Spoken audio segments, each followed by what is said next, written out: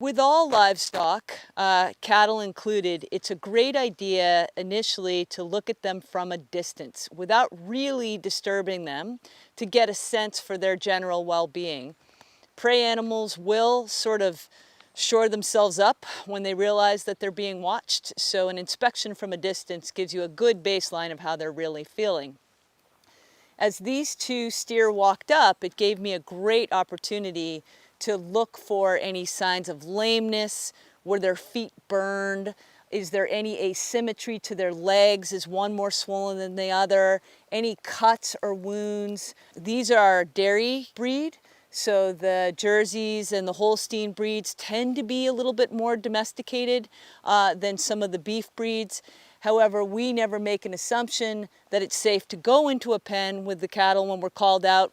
Oftentimes we're there to assess their well-being, to get them some feed and water, to check in with the veterinarian if we see anything that we don't like. These steer here are a great example of animals that are bright, alert, they're responsive, they're looking to me for food. If you look at their top lines, they have a relaxed top line, a little bit of a bend in the top line. The bones that you see over their pelvis, their pin bones, are normally that prominent in this breed, so it's not that they are too thin. In fact, these animals look quite good, but that's their normal conformation. You can see that their ears are up and moving, their eyes are up and moving. They appear to understand that a human is friendly in this case. A beef cow you would not expect to come this close to a fence. And these are the things that we look for. An animal that's been injured in the fire or that has smoke inhalation will often have a very different appearance. Either they will hang back away from the rest of their herd, or as they walk up, they will have a slow, stilted gait or limping gait where they have a head bob at the walk. Oftentimes, when they stop, they will have a roached appearance to their back. So instead of this nice sort of relaxed top line that you'll see, you're going to see a curved appearance with feet underneath them, head lower, ears lower or back, and those are often signs that the animal is experiencing some discomfort. In severe smoke inhalation cases, you will actually see white froth at the mouth and nostrils, and instead of the chin and nose having this nice definition where you see that there's a little bit of an undercut after the jawline, you'll see something called bottle jaw, where the face has lost its definition and you've got more of a cone appearance to the face. And if we see that in combination with white frothy fluid, that's a sign of severe smoke inhalation and lung burn and something that needs veterinary attention. So the main things that we're looking for in the cattle are can they walk up comfortably for food? Are they interested in food? Are they limping? Do they have a swollen limb or one limb that's a different size than the other? In the cows, does she have a burnt udder? If you're able to, when you throw hay, if she comes up, take a peek and look up. Unfortunately, female cattle will burn their udders in grass fire. And again, looking for that pain stance. Are they comfortable or are they showing signs of discomfort? And then you can report that to your supervisor. When you first arrive on scene to a property that has cattle, one of the very important things to do is to assess their enclosure and make sure that their fencing is still intact. It's not unusual after these large-scale fires for part of the fencing to burn down, and so we do recommend that you walk the perimeter and make sure that if our plan is to shelter these animals in place, that they still have a viable enclosure. It's also great to assess the pen for an appropriate gate or opening. If we do need to send a trailer to pick these animals up, can we back a trailer right up to the gate and can we load them that way? And then a very important feature is, do they have water? Cattle have large fermentation vats in their abdomen called a rumen. That's why we call them ruminants. And that rumen is capable of storing water much more effectively than in a horse, for example. If a cow or steer goes for more than 48 hours without water, they can become dehydrated. And one of the big problems that we face in these large-scale evacuations where people are out of their homes for several days in a row is the animals go without water, and then we come upon them and we fill their trough, and that is actually a mistake. If the animal has been without water, you suspect that it's been without water for more than, in this case, a day or two, it's a good idea to contact your supervisor and come up with a plan for reintroducing water, because as they become dehydrated, their brain actually accumulates some of that saline or salt. And when you reintroduce water free ad libitum, or you allow them to have as much water as they want, their brain, which is dehydrated, will absorb that water, and you can actually get water toxicity. So when in doubt, if you notice that there's no water and that they're really looking for water, talk to your supervisor and come up with a plan to reintroduce water.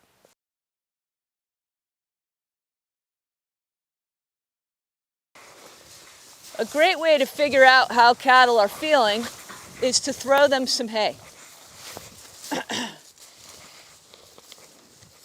They're often going to be hungry, and this is a good indication that these guys are feeling well. They're bright, they're eating vigorously, they came right up to the food. In many cases, you will have hay left on site on a ranch to feed the animals, and you want to feed them something they're used to eating. If there is no feed on site, that's a good reason to call the rancher and ask them what they normally feed and try and get that to them. When in doubt, we'll usually feed a mild grass hay to animals until we better understand what they need, but many cattle are maintained on alfalfa hay. That being said, it's really important to understand that ruminants, cattle, goats, sheep, they all rely on the health of their rumen, which is a big fermentation vat in their abdomen, to digest their food properly. And they require a relatively normalized pH of their rumen, meaning if you make a sudden diet change with these guys, especially if you add in grain or chicken feed, something they're not used to eating, you can actually make them really sick.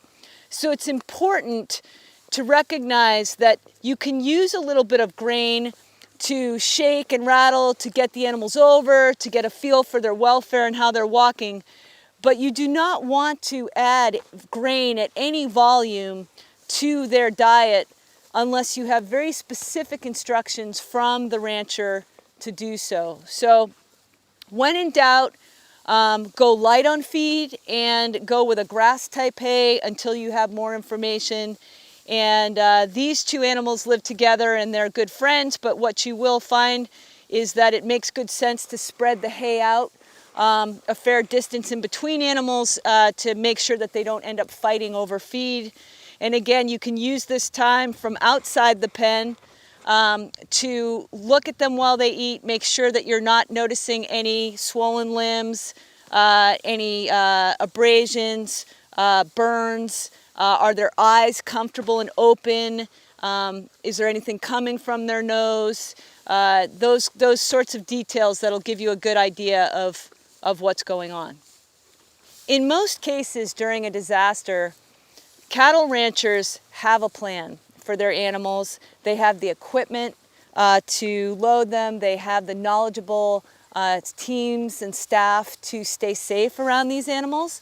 And so as far as Napa Cart is concerned, in many cases our role is to go in, either shelter in place to assist feeding or to assess the health and welfare of animals if they're in a remote area where the owner can not get back to see them. If we are asked to evacuate cattle or move cattle, we would do so with the help of an experienced rancher or cattleman or woman who could provide that safe guidance in getting these large animals into a trailer and into a safe location. As you can imagine, These animals have an incredible amount of power and force, and even these steer who are halter broke and they're friendly, if they want to get from point A to B and you're in their line, they will go right over you. And so it is very important to assess these animals from the other side of a fence. Realize that a bull or a cow with her calf can be aggressive, they can charge you, and they can actually hit you through a fence. So don't rely on a fence to be your safety wall, meaning keep your body parts away from the fence when you're looking at these guys, because if they are feeling protective, they can hit the fence with enough power that you could be injured. So proceed with respect when you're dealing with cattle.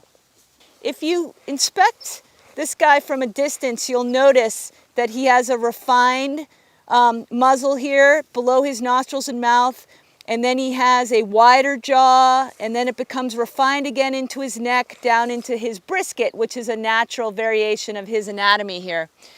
Animals that are suffering from severe pulmonary injury will develop something called bottle jaw or ventral edema, in which case a lot of this definition goes away, and what you see is a generalized thickening of the face such that the thickness at the cheek actually extends all the way to the mouth, if that makes sense. You lose that concavity, that definition. It's called bottle jaw. And oftentimes that brisket area will become much larger and heavier as edema goes towards gravity or is drawn down. You'll see that the bottom line of the cow or the steer becomes very dependent and large. And if you're seeing something like that, especially in combination with white foam coming from the nostril, any open mouth breathing, hunched appearance, that is a very worrisome sign. He's got a bigger brisket than this one. And some breeds don't have much of a brisket. It's breed dependent, but he's got a pretty I want people to realize that's normal. That's normal. Okay. Because he's got he's got all the contours. When they lose all their contours is when you're in trouble.